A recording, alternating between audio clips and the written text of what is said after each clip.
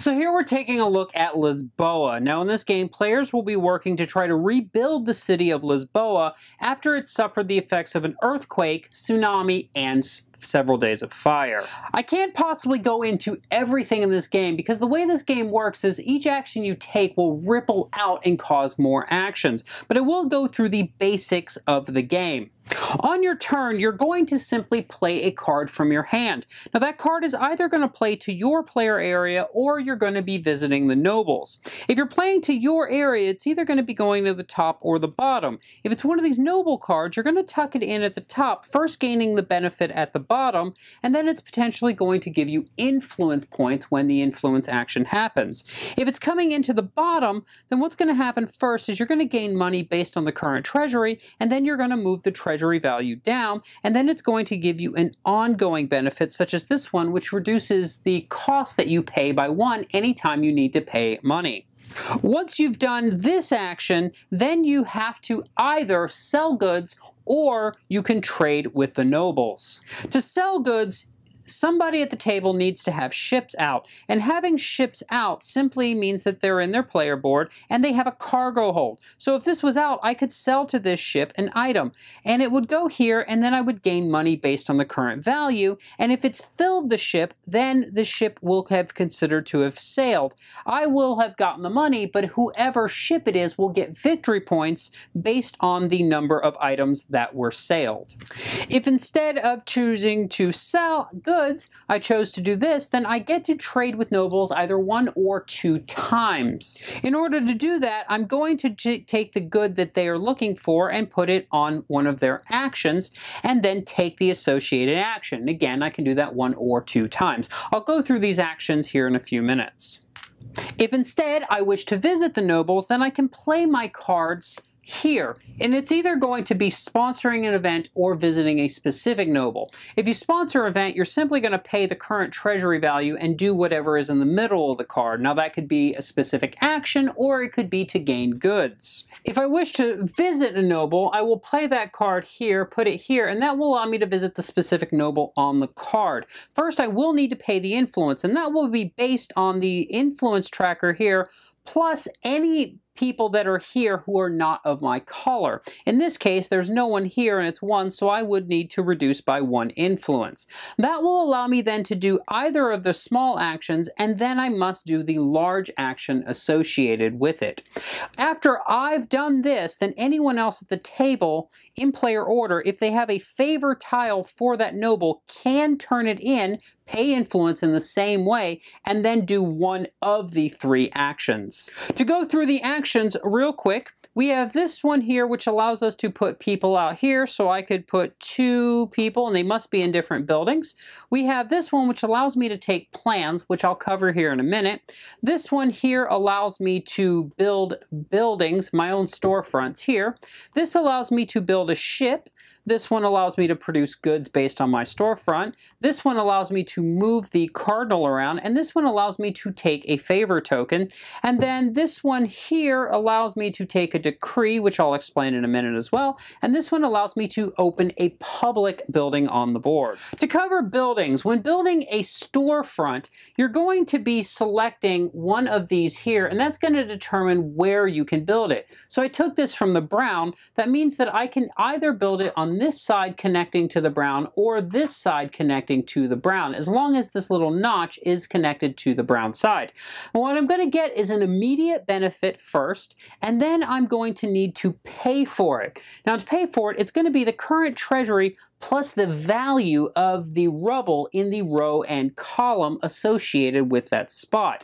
But I will get to take 1 rubble first onto my player board. So in this case, I would take this one here. And the reason for this is we're trying to collect sets over here of rubble, because each full set you get will increase the number of cards you can have here and goods by 1. Because by default, you can only have 2 cards here and store a maximum of 2 of each type of good. Once we've done that, we will check for any scoring, and that will be done by any public buildings that are in the row and column that match the color times the multiplier. Currently it would be 0, but if there was a public building here with that brown, then we would get 3 victory points. We also would place one of our houses out there as well, and these are going to allow us to gain benefits throughout the game. So that could either be in terms of spending money for influence, or getting a reduction on the cost of ships, or potentially producing more goods when we take the produce action. Public buildings, on the other hand, are built using a plan, and that means that you must have one of these available of the color that you're looking for, and you must have that many people out here in the plaza to take off, because they would essentially be manning it. When you do that, you would be flipping this over, pulling off those people, and then placing out this. Now you can place it anywhere you wish, over on this side or this side, and you will collect the rubble. Over here, then the color must at least be present that you're placing it on. So if I were to say put it here, I would immediately gain 5 coins. I would take these 2 cubes to my player board, and then anything in that row or column will score. So in the case of this one, this would potentially score, and it would, because we have brown, brown, so we would get 3 points for that building. Decrees over here are simply ways to create more endgame scoring for yourself, whether that be via buildings or via goods and things like that at the end of the game. At the end of your turn, you're going to take a new card from here into your hand. You're going to replenish anything that might be empty, and then play will pass to the next player. If at any point someone completes 2 sets of rubble, or 3 of these are exhausted, then a new era happens. And at that point, we will have a new deck of cards come out. These cards will be added into our hand if we need, and you will play through that era until such time as somebody gets their 4th set of rubble, or again, 3 of these are exhausted, at which point we will do the end game scoring. One other note I should have made real quick is the Cardinal. Whenever you take the clergy action, you can move him 1 or 2 spaces. When he does, you will get to take one of these into your thing, and it will give you an ongoing benefit. But if he reaches here, the treasury will go up. If he goes here, then players have the option to take the influence action, and in which case they will gain influence, and they will also be able to turn in 1 or more clergy tiles for victory points based on it. One other note is that you are allowed to reduce your influence at any point down to the next level in order to gain money, and if ever you are short influence, you can convert victory points to influence at a 1-to-1 ratio. At the end game scoring, players are going to score 3 points for each completed set of rubble. You're going to get to turn in money at a 5-to-1 ratio. There is going to be a 1st, 2nd, and 3rd for the most number of storefronts in each color, and you're going to score for any of your decree cards that you have in your possession. Whoever has the most points is the winner. So that's a look at Lisboa. Now this is a heavier game, and as such it might not be for everyone, but if you're a fan of his previous games, this will definitely be a game you're going to want to look at. In a lot of ways, I actually found this game a little lighter than, say, the Gallerist, but the game does present a challenge, especially the first time you play it. As far as playtime, the game is listed at 30 minutes per player, and through each session I have found that that is pretty accurate once everyone knows how to play. However, the first time you play this game, you're definitely going to want to set aside some extra time to account for learning and getting used to the way things work together in this game. One nice thing in the game that they include are these player aids. Now they're going to seem a little intimidating at first because there's a lot of pages here, and especially people who have not played heavier games like this are definitely going to maybe be put off by this. However, you're going to find, especially if you're the one teaching the game, that this is going to become your best friend, because you can teach them the basic mechanisms of how the game works. You play a card into one of the areas.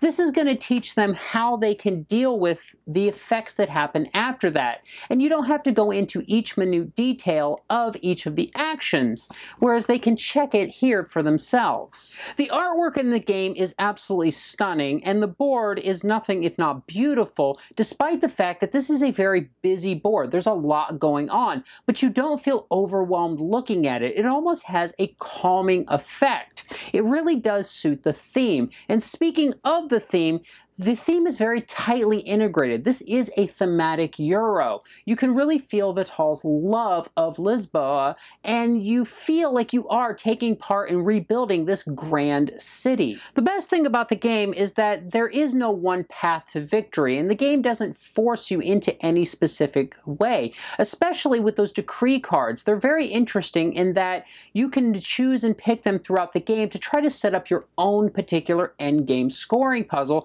and it can really lead to some interesting combinations at the end for scoring. The ripple effect within this game can also lead to some great combinations just within the game itself, in that every action you do can cause a cascade of other events to unfold. Now, this can cause a problem if you're playing with players who are prone to AP, and this could cause some downtime in the game, but I didn't find that in the groups that I played with, but I have seen it happen in other play groups.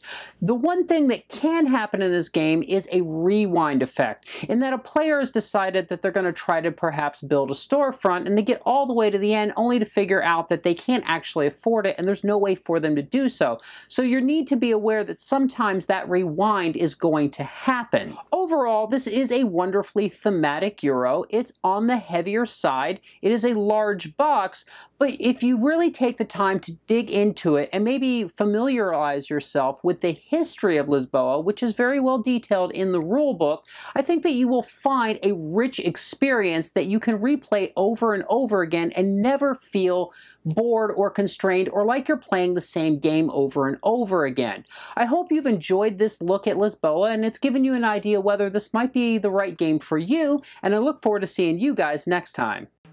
Thanks so much for watching the Dice Tower videos. Find more great videos and reviews, as well as our top-rated audio podcast at Dicetower.com. You can also find other great shows at Dicetowernetwork.com. I'm Eric Summerer, and you've been watching The Dice Tower. The Dice Tower is sponsored by Cool Stuff Inc., where you can find great games for great prices. Cool stuff in stock. Check them out at CoolStuffInc.com.